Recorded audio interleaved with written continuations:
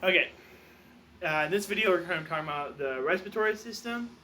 The first thing I'll talk about is the negative pressure ventilation. Um, there are a lot of atomical membranes that are involved here. The negative pressure ventilation relies on the relationship between three things. Number one, the lung surface, which is the vesicular pleura. And number two, the inside of the chest wall, which is the parietal pleura. And then lastly, it relies on the intrapleural space, which is a thin fluid. It's a fluid-filled space between pleura. The pleural fluid creates surface adhesion so that the lung surface stays attached to the chest wall.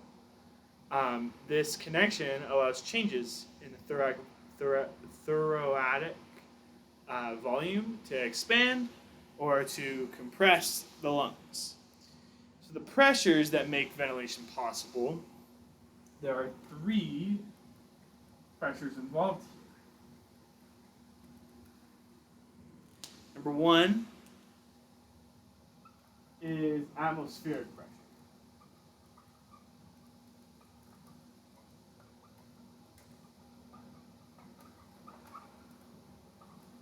Atmospheric pressure. This is around 760 millimeters of mercury. Number two is alveolar pressure,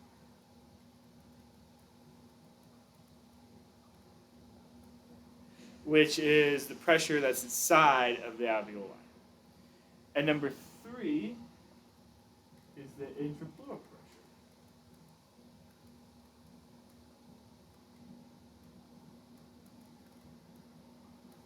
which is the pressure that's inside the pleural space. At rest, this intrapleural pressure is negative. It's around -4 to -6 millimeters of mercury. This negative pressure is what keeps the lungs expanded, and the lungs' natural tendency to want to recoil. The lungs' natural tendency is to recoil inwards, and the chest wall also tends to want to recoil outwards. The balance of these different forces is what generates the negative intrapleural pressure. When you breathe, the diaphragm will contrast and move downwards, and the intercostals lift the ribs, and the always have trouble with that word. Thoracic volume, it increases, and the intrapleural pressure becomes more negative, -6 to -8 millimeters of mercury at this point. The alveolar pressure will then drop below the atmospheric pressure, and air fills into the lungs. That's inspiration. Expiration is passive. The diaphragm relaxes and the thoracic volume decreases. The intrapleural pressure becomes less negative, the alveolar pressure rises above the atmospheric pressure, and air flows out of the lungs. This only works because lungs follow the chest wall via the pleural membranes and the pleural pressure. Okay. Now, with all this, we're also going to be talking about the pneumothorax. The pneumothorax is the air that's inside of the pleural space. What happens is when that happens is when you have trauma, like a stab wound or a rib fracture. You can have a rupture of a bleb, which is spontaneous neurothorax, and you can also have the you can also have um, you can also have like cell the central line insertion or or like mechanical ventilation, things like that that will cause this to happen. So what it does is when it's air entering the pleural space and it eliminates the negative intrapleural pressure, and the lung is no longer held to the chest wall, and it collapses inward because that's what it wants to do. It is elastic. In a tension pneumothorax, air enters but it can't escape, causing causing increasing pressure that shifts everything and compresses the major vessels. This is very serious and is considered a medical emergency. Okay, moving on, we're going to talk about surfactant. Surfactant is a mixture of different phospholipids and proteins that's secreted by type 2 alveolar cells. Its main function is to reduce surface tension in the alveoli. Alveoli is lined with water, which naturally creates surface tension that would cause the alveoli to collapse. Here is where we learn about Laplace's law. So, and what that is P equals 2T divided by R. P is the pressure that is required to keep the alveolus open. T is surface tension, and R is the radius of the alveolus. Some small alveoli have a smaller radius, and therefore require much greater pressure to stay open, unless the surface tension is also reduced. So how surfactants does this is surfactants will lower surface tension, especially in small alveoli. This will stabilize alveoli of different sizes and prevent collapsing. It also reduces the work of breathing. If you lack surfactant, such as like in premature infants sometimes have this, without surfactant, surface tension is too high. The small alveoli will collapse. Compliance decreases, and it's much harder to inflate the lungs. And this leads to things like IRDS, which is the infant respiratory distress syndrome, where they can't inflate the lungs. Another equation that is important to know is the alveolar gas equation. That's what this is. PaO2,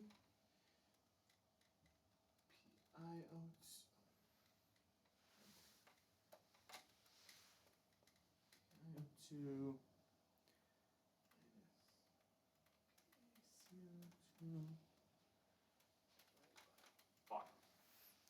Okay, PaO2 is the alveolar O2 or oxygen. PiO2 is the inspired oxygen. PaCO2 is the arterial carbon dioxide, and R is the respiratory quotient, which is usually around 0.8.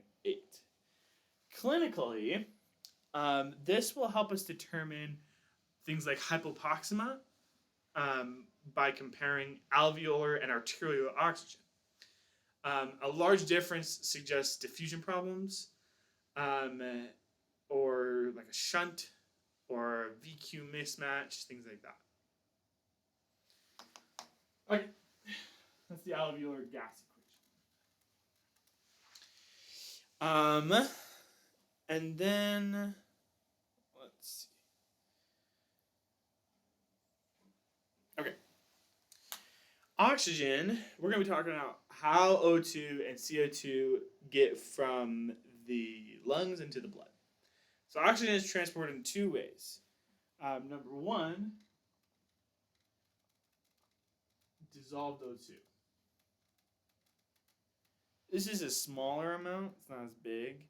And number two, much higher, is when it's bound to hemoglobin. This is the majority out of the oxygen that's moved. The hemoglobin oxygen dissociation curve is a curve that will show the relationship between PaO2 and the percent of saturation of hemoglobin. The things that are going to affect this curve or shifts in this curve, if you have a right shift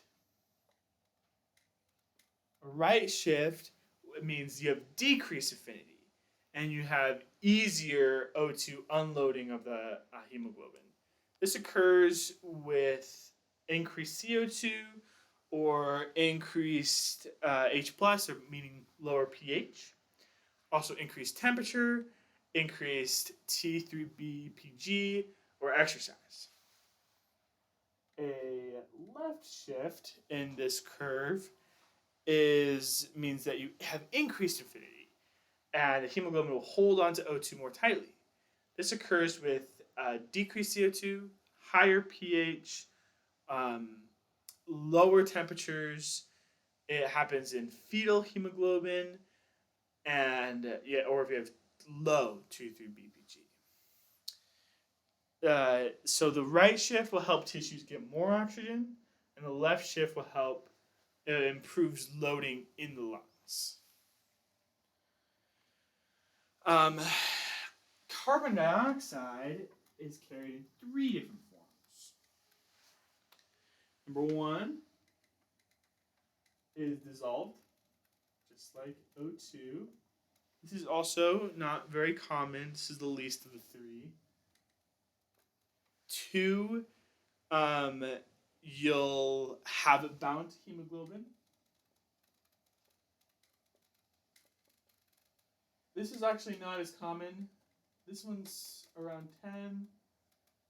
This one's around 20%. And then, but lastly, the most common is in the form of bicarbonate. And this one's around 70%. The conversion to bicarbonate in our PCs, red blood cells, it uses carbonic anhydrase. So you'll have CO2 and you'll have H2O, which will convert into H plus and bicarbonate. So to maintain this, because now you have a negatively charged molecule, bicarbonate, is exchanged for chloride. So you'll have less chloride if you have more bicarbonate. So overall, when we have negative pressure in the ventilation, it depends a lot on pleural membranes. We'll have negative pressure is created by opposing recoil forces in the lung and the chest wall. Surfactant reduces surface tension and prevents collapse in the alveoli. Pneumothorax will disrupt these pressures and collapse the lung. The gas exchange is directly involved with the alveolar gas equation. It can explain a lot of different clinical diagnosis. And O2 and CO2 are carried by multiple different mechanisms. Hemoglobin is very important in both of them, and also bicarbonate in CO2.